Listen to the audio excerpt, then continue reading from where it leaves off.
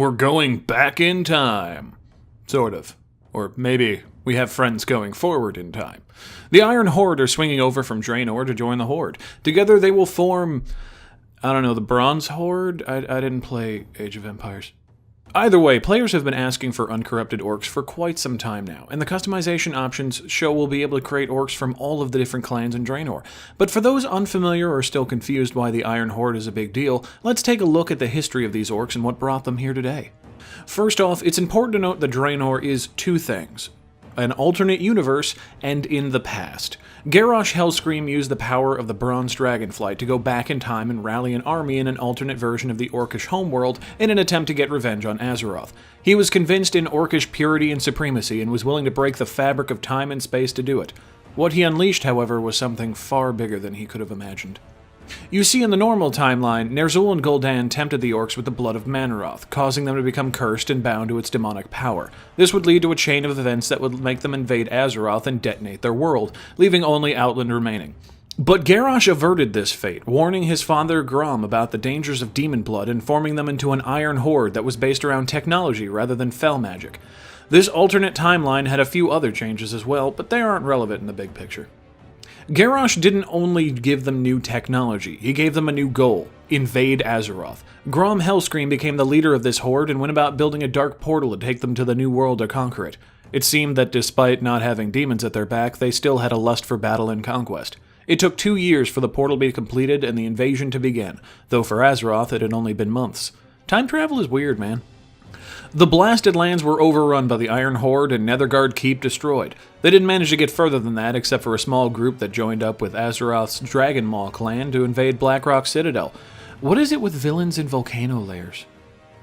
A strike team led by Thrall, Murad, and Khadgar went through the portal and successfully shut it down from the other side, beginning the campaign on Draenor. Alliance and Horde each established garrisons and stayed to make sure the Iron Horde was dismantled. Khadgar, on the other hand, was more interested in making sure the renegade Gul'dan was handled. Khadgar had a personal interest in this one, as his mentor Medivh was the one to open the first Dark Portal and bring about the first Orcish Horde in Azeroth. Khadgar was pretty eager not to let the Legion use this portal to start another invasion.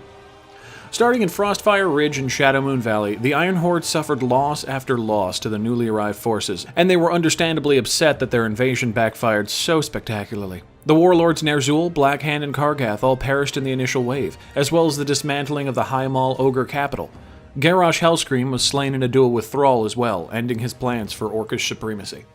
The remaining warlord Kilrogg and Grom Hellscream were the only two left. Gul'dan's offer of fel power finally tempted Kilrogg, and he pledged his forces to Gul'dan. Grom Hellscream refused and was imprisoned. This left the Iron Horde in splinters. The largest faction sided with Gul'dan and bunkered up in Hellfire Citadel, which was now a demonic fortress. The second faction was led by the Frostwolf clan, who had assisted the Horde throughout their travels in Draenor. We can assume there was probably other members of splintered clans throughout Draenor who did not join with either, as I'm sure there are plenty who also refused the fel for the same reasons Grom did. The heroes of the Horde Alliance finished off this new fel horde in Hellfire Citadel, though Gul'dan would escape and go on to start the events of Legion. Grom Hellscream would now proclaim that Draenor was free, and the denizens of Azeroth packed their bags and went home. The choice of which faction to join by the Iron Horde is an easy one, the one with orcs in it. The Alliance doesn't fit any of the values that the Iron Horde have, and they already have gained a good relationship with them by assisting the Frostwolf clan in Frostfire Ridge. And the Horde would never turn down good old-fashioned Orcish might, especially given that Grom Hellscream is part of the deal. As of this video's posting, we don't know the full details on how to unlock them yet, but I know plenty of people are excited for this and many other allied races in the future. And the Alliance may regret meeting the Iron Horde's might on the battlefield once more. Thank you for watching The Frost Fables. If you enjoyed this video, please hit the like, share, and subscribe buttons, and take care, everybody.